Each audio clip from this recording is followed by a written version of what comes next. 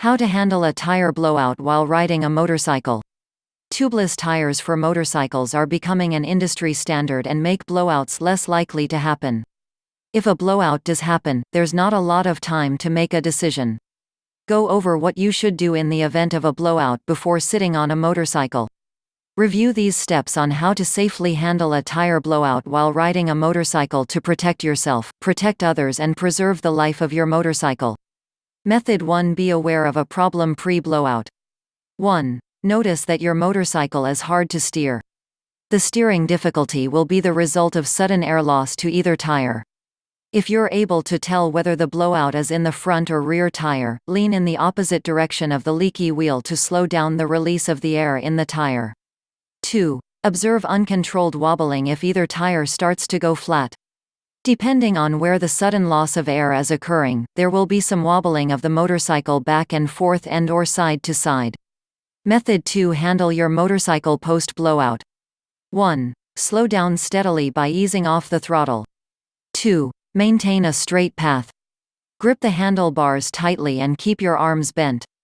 Instead of trying to correct the wobble that has started as a result of your blowout, keep your eyes straight forward and focus on going as straight as possible.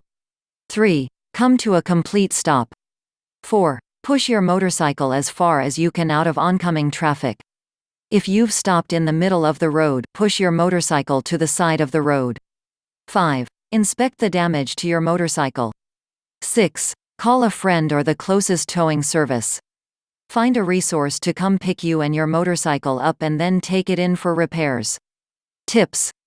Pull over on the side of the road if you discover that one of your tires is going flat or if your motorcycle has developed a wobble. Doing so could prevent you the trouble of a blowout altogether. Blowouts occur most of the time when there's not enough air in the tires of your motorcycle. Before getting on the road, check the tire pressure to prevent a blowout. Warnings.